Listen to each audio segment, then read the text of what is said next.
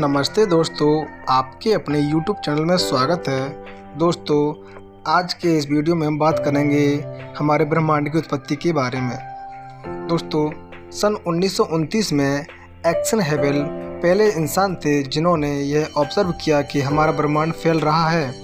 तब से लेकर आज तक हमारे विज्ञान और तकनीकी में काफ़ी सुधार हुआ है। आज हम पक्के तौर पर यह कह सकते हैं कि हमारे ब्रह्मांड का निर्माण आज से करीब 13.8 अरब साल पहले हुआ था। दोस्तों, कॉस्मिक माइक्रोवेव बैकग्राउंड को डिडक्ट कर हम बिग बैंग होने के 3 लाख साल के बाद के ब्रह्मांड को देख पाने में भी सफल रहे हैं। इससे पहले कि ब्रह्मांड को समझने के लिए हम माइक्रोस्कोपी लेवल पर लार्ज हैड्रन कोलाइडर की मदद से बिग बैंग जैसी स्थिति बनाने की कोशिश भी अपनी पृथ्वी पर कर सके हैं, लेकिन दोस्तों यह प्रयोग किसी कारण से सफल नहीं हो सका। दोस्तों, हम ब्रह्मांड की उत्पत्ति के बारे में अगर बात करें तो कई वैज्ञानिकों ने अपने अपने मत दिए हैं। इन सभी मतों में से सबसे मान्य मत बेल्जियम के खगोलशास्त्री जॉर्ज लेमेत्रे को दिया जाता है। दोस्तों, जॉर्ज लेमेत्रे ने 1927 में अपने सिद्धांत के द्वारा यह बताने की कोशिश करी कि संपूर्ण ब्रह्मांड का निर्माण एक बिग बैंग या विशाल धमाके से हुआ है। इन्होंने अपनी थ्योरी में बताया था कि आज से करीब हजारों मिलियन वर्ष पूर्व जो ब्रह्मांड के किसी एक क्षेत्र में अत्यधिक गुरुत्वाकर्षण जनरेट हो जाने की वजह से ब्रह्मांड में फैला समस्त पदार्थ एक स्थान पर आकर के एकत्रित होने लगा तथा एक विशाल पिंड का निर्माण हो गया तथा इस पिंड में अत्यधिक ऊर्जा जनरेट होने लगी तथा आगे चल कर के इस पिंड में इतनी भयंकर ऊर्जा जनरेट हो गई कि यह पिंड अपने अंदर इस एनर्जी को स्टोर नहीं कर पाया तथा जिसके परिणाम स्वरूप इस पिंड में एक विशाल धमाका हुआ जिसे हम बिग बैंग थ्योरी कहते हैं, जिसके परिणाम स्वरूप इस पिंड का जो भी पदार्थ था पूरे ब्रह्मांड में फैल गया, जिसके परिणाम स्वरूप ही ब्रह्मांड के अन्य जो गैलेक्सी या तारे, उपग्रह, क्षुद्र ग्रह इनका निर्माण हो सका। दोस्तों, आज भी हमारा ब्रह्मांड लगातार फैलता जा रहा है। इसका मतलब यह है कि कभी न कभी एक समय ऐसा जरूर रहा होगा जब ब्रह्मांड का संपूर्ण पदार्थ एक जगह एकत्रित था जो बाद में विस्फोट के बाद फैल गया। दोस्तों, अगर हम समय में पीछे जाएं तो उस बिंदु पर पहुंच जाएंगे जब यह काफ़ी गर्म हुआ करता था तथा इसका द्रव्यमान काफ़ी अधिक था। इस बिंदु को हम पॉइंट ऑफ सिंगुलैरिटी भी कहते हैं।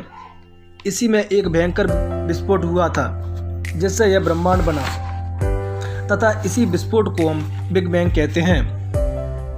लेकिन एक सवाल मन में यह भी उठता है कि आखिर बिग बैंग होने से पहले इस ब्रह्मांड में क्या था।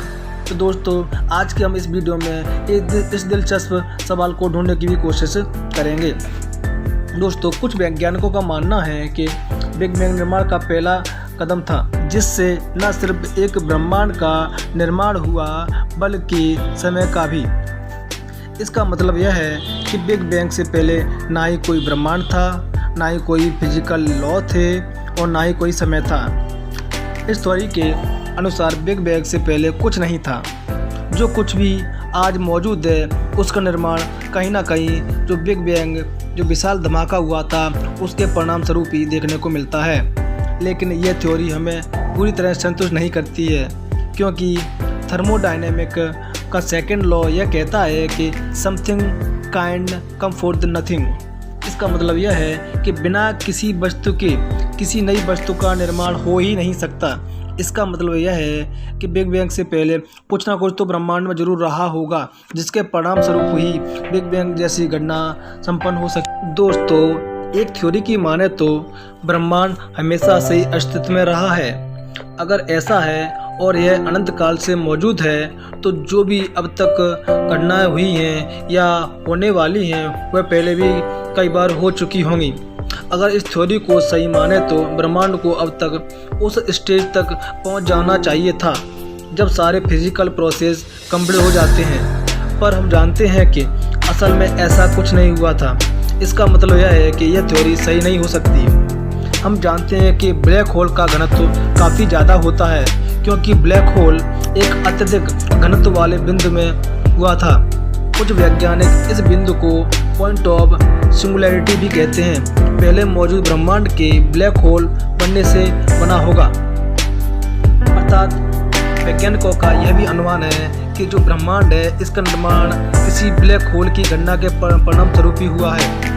हमारा ब्रह्मांड भी लगातार फैलता जा रहा है, पर कुछ लोग यह मानते हैं कि एक समय आएगा जब यह इतना फैल जाएगा कि इसमें एक भयंकर विस्फोट होगा, जिससे एक नए ब्रह्मांड का निर्माण होगा। शायद एक ऐसे ही विस्फोट के परिणाम स्वरूप ही हमारे ब्रह्मांड का निर्माण भी हुआ है। यह निर्माण और विनाश की प्रक्रिया निरंतर चलती रहती है।